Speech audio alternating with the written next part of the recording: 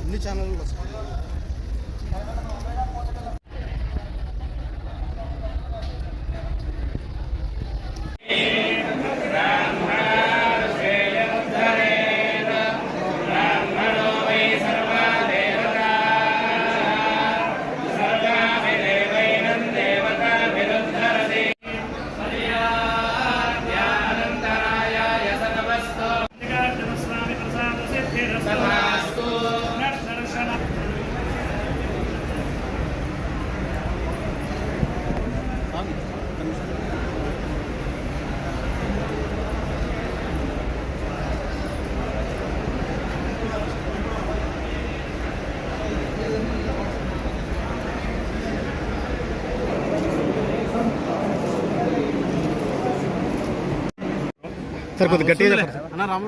నమస్కారం.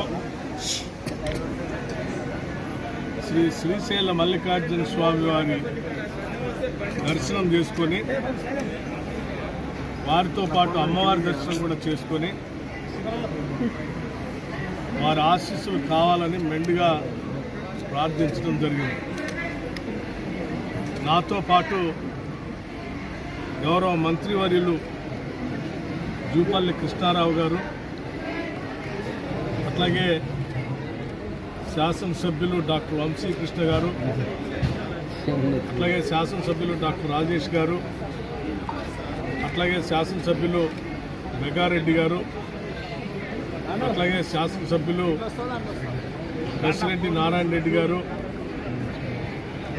అట్లాగే ఎన్ఎం శ్రీనివాస్ రెడ్డి గారు, ఇంకా ఇతర పెద్దలందరితో కలిసి స్వామివారి ఆశీస్సులు తీసుకొని ఇరు రాష్ట్ర ప్రజలందరూ కూడా సుభిక్షంగా ఉండాలని, ఋతుపవనాలు బాగా రావాలని, పంటలు బాగా పండాలని, ఎటువంటి కరువు కాటకాలు లేకుండా అందరి జీవితాల్లో వెలుగు నిండాలని చెప్పి వారిని తెలంగాణ రాష్ట్ర ప్రభుత్వం తరఫున వేడుకోవటం జరిగింది.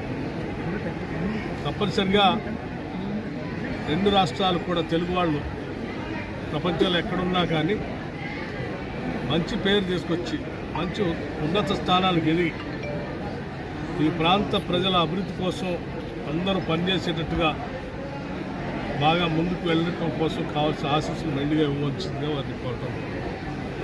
నమస్కారం. శ్రీశైలం హైడల్ పవర్ ప్రాజెక్ట్ గురించి మీ అందరికీ తెలిసింది.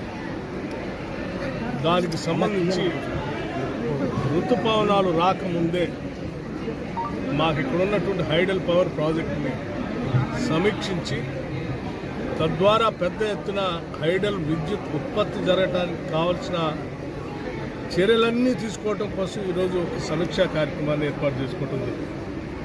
అందులో భాగంగానే ఈరోజు శ్రీశైలం రావటం జరిగింది. శ్రీశైలం తెలంగాణ ప్రాంతానికి హైడల్ పవర్ ప్రాజెక్టు చాలా అతి ముఖ్యమైనది. ఆనాటి మహానుభావులు పెద్దలు కాంగ్రెస్ నాయకత్వం ఇటువంటి గొప్ప ప్రాజెక్టులు కట్టి మల్టీపర్పస్ డ్యామ్లు కట్టి మా అందరికీ విద్యుత్ వెలుగులు నింపటం కాకుండా అనేక ఇతర ప్రాజెక్టులు కూడా నీళ్లు అందించేటువంటి కార్యక్రమం కోసం ఉపయోగపడే విధంగా కట్టిన ఆ పెద్దలందరికీ కూడా ధన్యవాదాలు స్మరించుకుంటున్నాం.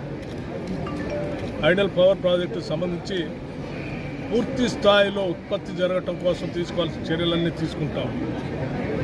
తెలంగాణ రాష్ట్రంలో ఎటువంటి విద్యుత్ కొరత లేకుండా కావాల్సిన చర్యలు ఇప్పటికే చేపట్టాం. భవిష్యత్తులో కూడా ఇబ్బంది లేకుండా 2029-30 వరకు కూడా కావాల్సినటువంటి విద్యుత్ శక్తికి సంబంధించిన చర్యలన్నీ తీసుకుంటాం. నమస్కారం.